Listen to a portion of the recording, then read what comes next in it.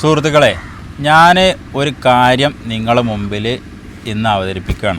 അതായത് എൻ്റെ ജീവിതത്തിലുണ്ടായ അനുഭവം നിങ്ങളുടെ മുമ്പിൽ പങ്കുവെക്കുകയാണ്. ഈ വീഡിയോ മുഴുവനായിട്ടും കേൾക്കണമെന്നാണ് സുഗതക പറയാനുള്ളത്. അതിന് കാരണം എന്താണെന്ന് അറിയോ? ഇതെൻ്റെ ജീവിതത്തിലുണ്ടായ ചെറിയൊരു അനുഭവമാണ്. വലിയ പ്രശ്നമൊന്നുമല്ല, എന്നാലും അനുഭവം ജനങ്ങളോട് ഒന്ന് അറിയിക്കാൻ മാത്രം. പ്രത്യേകിച്ച് ഈ വീഡിയോ കാണേണ്ടതും കേൾക്കേണ്ടതും വ്യാപാരി സുഹൃത്തുക്കളാണ്.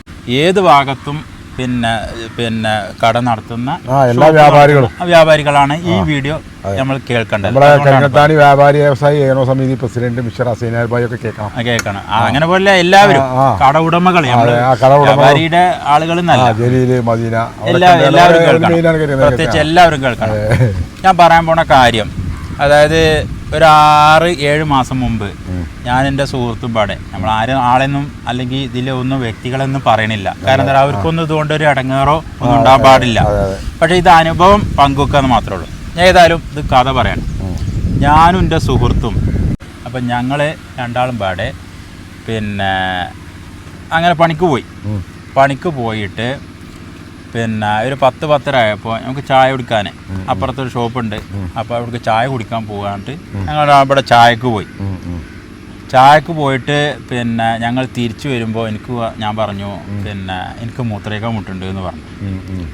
അപ്പോൾ ഞാൻ എന്ത് ചെയ്തു, മൂത്രമൊഴിക്കാൻ വേണ്ടിയിട്ട് തൊട്ട ആ അടുത്തുള്ള ബിൽഡിങ്ങിലെ ബാത്റൂമിലേക്ക്, ടോയ്ലറ്റിലേക്ക് ഞാൻ കയറി മൂത്രമൊഴിച്ച് ഞാൻ പുറത്തേക്കാണ് വന്നു. അപ്പോൾ ഞാൻ മൂത്രമൊഴിക്കാൻ പോയ ടോയ്ലറ്റിൽ നിന്ന് ഏതാണെന്നറിയോ? ഞാൻ ജോലി ചെയ്യണ ഉടമയുടെ ബിൽഡിങ് തന്നെയാണ്. അതിൽ തന്നെയാണ് ഞാൻ മൂത്രമൊഴിച്ചാൽ പോയത്, വേറെ ബിൽഡിങ്ങിലും ഒന്നുമല്ല. മനസ്സിലാവുണ്ടോ? ഇപ്പോൾ പൊതുവെ എന്താ ഹൈക്കോടതി എന്തൊക്കെ നിയമം വന്നിക്കണേ, എന്താ മറ്റേ പെട്രോൾ പമ്പിൽ അങ്ങനത്തെ വിഷയങ്ങളൊക്കെ നടക്കുന്ന സമയത്ത് അപ്പോൾ ഒരു കഥ പറയാൻ പ്രസക്തി വരുന്നില്ല. അപ്പം ഞാൻ എന്താ പറഞ്ഞു വെച്ചാൽ, ടോയ്ലറ്റിൽ നിന്ന് പുറത്തേക്ക് വന്നപ്പോൾ ആ ബിൽഡിങ്ങിൽ കട നടത്തുന്ന ടെക്സ്റ്റൈൽസിൻ്റെ ഉടമ, ആ ഓണർ, അദ്ദേഹം ടോയ്ലറ്റിൻ്റെ അവിടേക്ക് വന്നിട്ട് എന്നോട് പറഞ്ഞു, ആര് ബാത്റൂമിൽ ഇപ്പോൾ പോയിന്ന് ചോദിച്ചു. അപ്പം ഞാൻ ഇപ്പോൾ പോയിരുന്നു, സ്വാഭാവികമായിട്ട് നമ്മൾ പറയാമല്ലോ നോർമലായിട്ട്, ഞാനേ പോയിന്ന് പറഞ്ഞു. അപ്പോൾ അയാൾ എന്നോട് കയർത്ത് സംസാരിച്ചു. ഈ ബാത്റൂം ഞങ്ങൾ ടെക്സ്റ്റൈൽസിൻ്റെ ആളുകൾക്ക് ഉപയോഗിക്കാനുള്ളതാണ്, നിങ്ങൾ അവിടുന്ന് ഇവിടുന്ന് വന്ന പണിക്കാർക്ക് ഉപയോഗിക്കാനല്ല എന്നിട്ട് ഇയാളിനോട് ഭയങ്കരമായിട്ട് ചാടിക്കളിച്ച് ഭയങ്കരമായിട്ട് ഷൗട്ടി സംസാരിച്ചു. അപ്പം ഞാൻ ചോദിച്ചു, ഒന്ന് മൂത്രയിച്ചുള്ളൂ, എന്താ പൈല് പ്രശ്നം എന്ന് ചോദിച്ചു. അപ്പൊ മൂത്രയിച്ചുള്ളൂന്ന് പറഞ്ഞു. അപ്പോൾ ഇയാള് എന്നോട് പറഞ്ഞു, ഇതിൽ ചെരുപ്പിട്ട് ചവിട്ടിയിട്ട് അതിൽ മണ്ണയിക്കണമെന്ന് പറഞ്ഞു. അപ്പം പോയപ്പോൾ ചെറിയ 1-2 തരി മണ്ണുണ്ട്. അപ്പം ഞാനെന്ത് ചെയ്തു, സ്വാഭാവികമായിട്ട് ഞാൻ കുറച്ച് ഒരു കോപ്പിയിൽ വെള്ളം എടുത്തിട്ട് 2 കോപ്പ വെള്ളം എടുത്തിട്ട് ഞാൻ നിലത്താണ് പാർന്നതോടുകൂടെ ആ മണ്ണുണ്ടായിരുന്ന പോവുകയും ചെയ്തു. ഇതിന്റെ ഒറിജിനൽ അനുഭവമായിട്ട് എന്തെങ്കിലും വെറുതെ നമ്മൾ കഥ ഉണ്ടാക്കി സാധാരണ നമ്മളൊരു പറ്റൂല. നമ്മളിപ്പോൾ ഈ വീഡിയോ എന്ന് പറയുന്നത് നമ്മൾ സാധാരണ നമ്മൾ ഓരോ അഭിനയിച്ച് ചെയ്യണത് അഭിനയമല്ല, അത് ഹാപ്പി ലൈഫ് അല്ല, റിയൽ ലൈഫാണ്. അപ്പോൾ ഞാൻ പറഞ്ഞു വരുന്നത് എന്താ വെച്ചാൽ, അങ്ങനെ ഞാൻ ഇയാളോട് പറഞ്ഞപ്പോൾ ഇയാള് വെള്ളം പാർന്നു. അപ്പോൾ കഴിഞ്ഞില്ലേ, എന്നാൽ ശരിയല്ലേ, ഓക്കെ. എന്നിട്ട് പോരുമ്പോൾ പിന്നെ ഇയാൾ നിന്നിട്ട് എന്നോട് ഷൗട്ട് ചെയ്ത് പിന്നെയും സംസാരിക്കും. ഇവിടെ കണ്ണി കണ്ടുപോലും വന്നിട്ട് അവിടെ മുത്ര വെച്ച് ഇതാക്കിയിട്ട് അങ്ങനെയൊക്കെ ഇങ്ങനെ ആക്കിയാണ്ട് ഞാൻ പറഞ്ഞു, കണ്ണി കണ്ടോ, നമ്മളിപ്പോൾ ഈ ബിൽഡിങ്ങിൽ എൻ്റെ ഓണറെ വീട്ടിലാണ് വർക്ക് ചെയ്യണത്, മനസ്സിലാണ്ടോ? അപ്പോൾ ഞാൻ നിങ്ങൾ പറഞ്ഞവർക്ക് ഇതിൽ വെള്ളം ഒഴിച്ചു, കഴിഞ്ഞില്ലേ, കലാസ്, നമ്മൾ സംഗതി മാറ്റർ അവസാനിച്ചു. ഇനിയിപ്പോൾ അതിലിപ്പോൾ നമ്മൾ വർത്തമാനം പറയേണ്ട ആവശ്യമില്ല എന്ന് പറഞ്ഞപ്പോൾ ഇയാൾ പിന്നെയും നിന്ന് ചാടുന്നെ. അപ്പം ഞാൻ പറഞ്ഞു, പൊന്നാന കാക്ക, ഞാൻ ഈ ബിൽഡിങ്ങിൻ്റെ ഓണറെ ടോയ്ലറ്റിലാണ് ഞാൻ മൂത്രയിച്ചിരിക്കണത്. മാത്രമല്ല അയാളെ വീട്ടിലാണ്, അതിൻ്റെ ബാക്കിൽ തന്നെ എനിക്ക് വർക്കും. ഇനിയിപ്പോൾ അതങ്ങനെ സംഭവിച്ചു, ഇനിയിപ്പോൾ വെള്ളം പറഞ്ഞ് കഴിഞ്ഞ് അവസാനിച്ചു. പക്ഷെ അതല്ല, വേറെ സംഗതിയും കൂടി ഉണ്ട്. ഇയാളൊന്ന് ഒന്നുകൊണ്ട് കൂളാൻ വേണ്ടിയിട്ട് ഞാൻ ഇയാളോട് പറഞ്ഞു, പൊന്നാന കാക്ക, കൂളാൻ വേണ്ടിയിട്ടല്ല എൻ്റെ ഇത് പറയാൻ, ഞാൻ ആ കടയിൽ പോയിട്ടാണ് വർഷവും എല്ലാ വർഷവും എല്ലാ കൊല്ലം ഞാൻ എൻ്റെ കുട്ടികളെ ഡ്രസ്സ് പെരുന്നാളായാൽ 10-15,000 റുപ്യ ഡ്രസ്സ് ഞാൻ അയാളെ ഷോപ്പിൽ പോയിട്ടാണ് എടുക്കാറില്ല. ഞാൻ നുണ പറയല്ല, എൻ്റെ അനുഭവം പറയുന്നത്. 4 കൊല്ലമായിട്ട് 10,000 റുപ്യയുടെ ഡ്രസ്സ് ഞാൻ എൻ്റെ കുട്ടികൾക്ക് പോയിട്ട് അയാളെ ഷോപ്പിൽ ടെക്സ്റ്റൈൽസിൽ പോയിട്ടാണ് ഞാൻ എടുക്കാറില്ല. ഷോപ്പിൽ നിന്നൊന്നും ഞാൻ പറയില്ല, ഞാൻ അയാൾക്ക് ഇതൊരു ഇടങ്ങാറായിട്ട് മാറിയിട്ട് അയാൾക്ക് കച്ചവടമില്ലാകൊന്നും വേണം, നമ്മൾ മുട്ടിക്കാനല്ല, പക്ഷേ അനുഭവം പറയാൻ.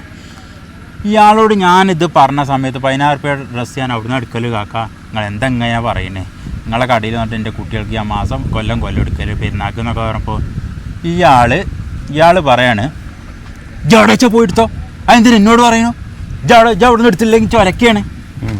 അല്ല ഇയാൾ പറയണേ അവിടെ നിന്ന് എടുത്തില്ലെങ്കിൽ എനിക്ക് ഒരക്കുകയാണ്, ഞാൻ പണിയൊക്കെ അങ്ങനെയൊക്കെ. അതിൽ പിന്നെ എനിക്ക് കുറച്ച് തരിച്ചു.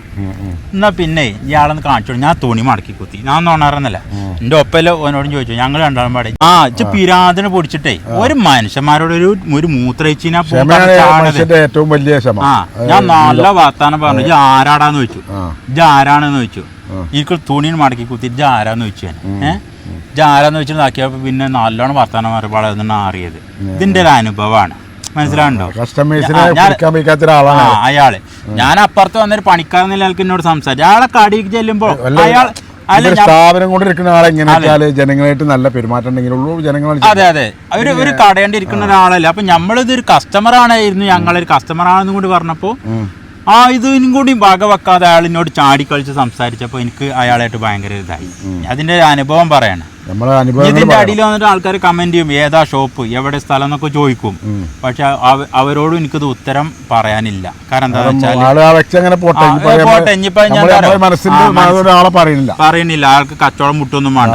പക്ഷെ ഞാൻ അത് പറഞ്ഞെന്താ രീതി ആൾക്ക് മനസ്സിലാവണം. അത് എങ്ങാനും അയാൾ ഈ വീഡിയോ കാണുകയാണെങ്കിൽ പിന്നെ അയാള് ഒരു വ്യാപാരി.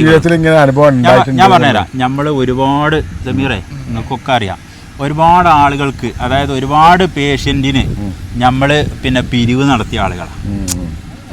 കടാന്തരം നടന്നിട്ട് ആ കടക്കാരൊക്കെ നമ്മളോട് അടിപൊളിയായിട്ട് നമ്മളോട് പെരുമാറിയ ആളുകളാണ്.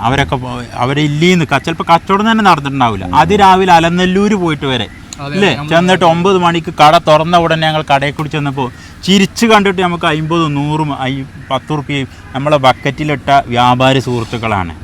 അപ്പൊ ഞാൻ വ്യാപാരി സുഹൃത്തുക്കളെ ആക്ഷേപിക്കല്ല. ഇങ്ങനെയുള്ള ആളുകൾ ഓണർ, ഇങ്ങനെയുള്ള ഓണേഴ്സ് അവർ പ്രത്യേകം ശ്രദ്ധിക്കണം. ഒരു കസ്റ്റമറിനെ അത് കാരണം ഞാൻ ഇപ്രാവശ്യം പെരിന്തൽമണ്ണ പോയിട്ടാണ് ഞാൻ ഡ്രസ്സ് എടുത്തത്. പെരിന്തൽമണ്ണ പോയിട്ടാണ് ഞാൻ ഡ്രസ്സ് എടുത്തത്. എനിക്ക് അയാളത്തേക്ക് പോകാൻ പിന്നെ അല്ല. മാത്രമല്ല ഞാൻ 1-2 ആൾക്കാരോട് പറഞ്ഞു, അയാളെ കട ചൂണ്ടിയിട്ട് പറഞ്ഞു ഇയാൾ വളരെ മോശമാണ് എന്ന് പറഞ്ഞു. അപ്പൊ ഞാൻ വഴി അറിയുന്ന ആളുകൾ എൻ്റെ സംസാരത്തിൽ കേൾക്കുമ്പോൾ അവരും ഇങ്ങോട്ട് പോവില്ല, ഓരും പോവില്ല. അപ്പൊ ഇത് മനസ്സിലാക്കേണ്ട വിഷയം എന്താണെന്ന് വെച്ചാൽ വ്യാപാരികളാണ്. മനുഷ്യന്മാരോട് പെരുമാറാൻ അറിയില്ലെങ്കിൽ കച്ചവടം ഓല കുടിയിൽ സാധനങ്ങൾ മുതൽ കെട്ടിയിരിപ്പുണ്ടെങ്കിൽ ആ സാധനം കൊടുത്തിട്ട് കച്ചവടം ചെയ്തിട്ട് ബിൽഡിങ്ങിന്റെ ഓണർക്ക് പൈസയും കൊടുത്ത് അതിന്റെ വാടകയും കറണ്ട് ബില്ലൊക്കെ അടച്ചിട്ട് കച്ചവടം ചെയ്തിട്ട് ഇത് പിന്നെ ചെയ്യണമെങ്കിൽ നമ്മളെ പോലെ സാധാരണക്കാരായ ആളുകൾ പോയിട്ട് വാങ്ങണം.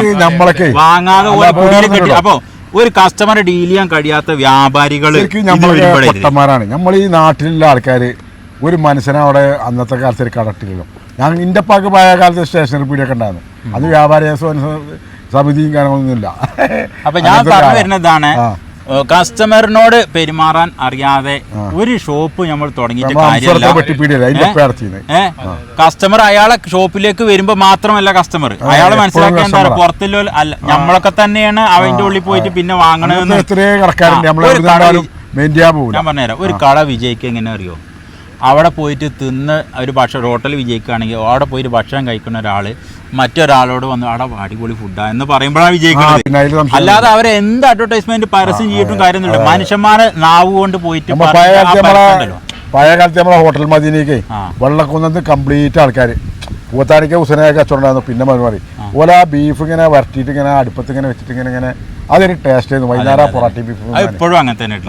അത് മോശമൊന്നുമില്ല. ഹോട്ടലിൽ നമ്മൾ ഇപ്പോഴും പോയിട്ട് ഭക്ഷണം കഴിക്കലുണ്ട്. അപ്പം ഞാൻ സുഹൃത്തുക്കളെ പറഞ്ഞു വരുന്നത് എന്താ വെച്ചാൽ, ഒരു കസ്റ്റമറിനെ ഡീൽ ചെയ്യാൻ പരമാവധി വ്യാപാര സുഹൃത്തുക്കൾ ശ്രദ്ധിക്കണം. എന്നെ പോലെയുള്ള സാധാരണ മനുഷ്യരാണ് നിങ്ങളൊക്കെ കച്ചവടം നിലനിർത്തുന്നത്. നിങ്ങളെപ്പോലുള്ള ആളുകളാണ് മറ്റു സഹായങ്ങൾക്ക് ഞങ്ങളെ പോലുള്ള ആളുകൾ ബക്കറ്റുമായി വരുമ്പോൾ തരുന്നത്. അതിന് വളരെ നന്ദിയുണ്ട്. ഈ വീഡിയോ പരമാവധി ജനങ്ങളിലേക്ക് എത്തിക്കുക. Okay, thank you.